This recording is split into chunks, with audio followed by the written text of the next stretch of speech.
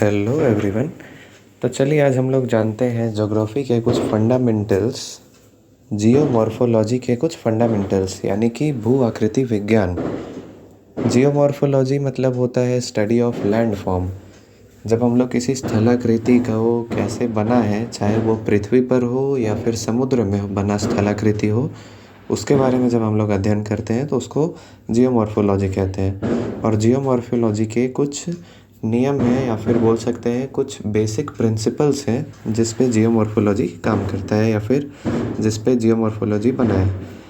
तो सबसे पहला फंडामेंटल है इसका, जिसको बोला जाता है डॉक्ट्रिन ऑफ यूनिफॉर्मेटिज्म, जिसको जेम्स हटन दिए थे। यूनिफॉर्मेटिज्म मतलब होता है एक रूपतावाद, और इन्होंने कहा था कि present is the key to the past. अब ये present is the key to the past का मतलब क्या हुआ, आप लोग इसको ऐसे भी समझ सकते हैं, मैंने लिखा भी है। Present is the key to past का मतलब हो गया वर्तमान में जो भी फोर्सेस काम कर रही हैं किसी भी लैंडफॉर्म को बनाने के लिए, वो या तो सेम इंटेंसिटी से या उसका इंटेंसिटी थोड़ा अलग होगा, लेकिन वही फोर्स पहले भी अलग अलग लैंडफॉर्म्स के लिए रिस्पॉन्सिबल होगी। ये कहता है डॉक्ट्रिन ऑफ यूनिफॉर्मेटिज्म, और यही कहता है ये line present is the key to past. ठीक है, ये हो गया पहला फंडामेंटल। अब आते हैं दूसरा फंडामेंटल की तरफ। तो दूसरा फंडामेंटल कहता है कि रॉक स्ट्रक्चर डिफाइंस लैंडफॉर्म, मतलब जिस तरह का रॉक का स्ट्रक्चर होगा, चट्टान की जैसी संरचना होगी, भू आकृति भी वैसे ही होगी। मतलब जिस तरह का चट्टान होगा उस तरह का लैंडफॉर्म बनेगा। मतलब अगर कहीं पे हार्ड रॉक है तो वहाँ पे ज़्यादा डिपोजिशनल वाला या फिर ज़्यादा पत्थर को काट के कुछ लैंडफॉर्म टाइप का वैसा निर्माण नहीं होगा, वहाँ पे पत्थर जो है वो वैसा का वैसा ही रहेगा। ठीक है, तो रॉक स्ट्रक्चर भी डिफाइन करता है कि किस तरह का लैंडफॉर्म होगा, किस तरह का स्थलाकृति होगा। नेक्स्ट है कि ट्रायो ऑफ डेविस। डेविस का तो आप लोगों ने यूजी में पढ़ा ही होगा। डेविस का जो नियम था, उन्होंने बताया था अपरदन चक्र वाला, कि कोई भी जो स्थलाकृति है, कोई भी जो लैंडफॉर्म है, वो अचानक से बन जाता है। ये मानते थे कि कोई भी लैंडफॉर्म जो है वो अचानक से बन गया, और वो बना कैसे, तो 3 प्रोसेस में बना। पहला तो उसमें स्ट्रक्चर, प्रोसेस और टाइम, ये 3 चीज़ मिला के कोई भी लैंडफॉर्म बन गया, ये मानते थे डेविस। ठीक है, अब बात करते हैं कि डेविस का तो आप जान गए।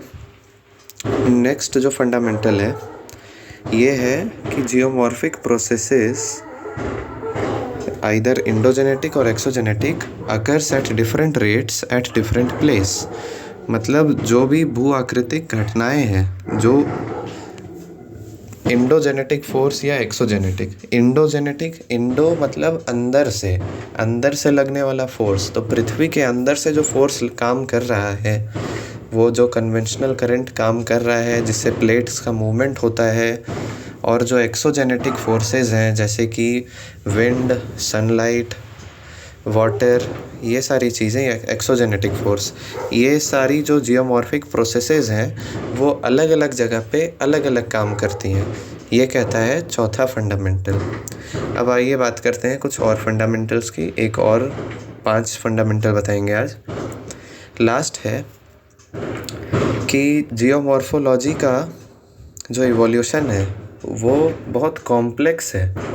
मतलब ये सिंपल नहीं है, जैसा हम लोग सोचते हैं सिंपल, ये उतना सिंपल नहीं है। भू आकृति विकास में सरलता की तुलना में जटिलता अधिक सामान्य है। मतलब ये इतना कॉम्प्लेक्स है कि इसको सिंपली हम लोग जो बोल देते हैं कि 2 प्लेट टकराया होगा तो माउंटेन का फॉर्मेशन हो गया, उतना भी सिंपल नहीं है ये। और भी कुछ काम किया होगा, कैसे कन्वेक्शनल करंट काम किया, ये तो आज का प्लेट टेक्टोनिक्स भी अच्छे से नहीं बता पा रहा है। हम लोग सब हाइपोथेसिस पे ही चल रहे हैं। लेकिन हाँ, कुछ साइंटिफिक एविडेंस हम लोग को मिले हैं, इसलिए अभी भी हम लोग उस प्लेट टेक्टोनिक्स को मान रहे हैं। तो यही लास्ट वाला फंडामेंटल कह रहा है कि जियोग्राफिकल इवोल्यूशंस, जो भी भू आकृतिक विकास हुआ है वो बहुत कॉम्प्लेक्स है, सिंपल नहीं है। तो ये था आज का वीडियो जिसमें हम लोगों ने पढ़ा कि जियोमॉर्फोलॉजी के कुछ फंडामेंटल्स को अब आगे आने वाली वीडियो में हम लोग ऐसे ही ज्योग्राफी के और फैक्ट्स को जानेंगे। तो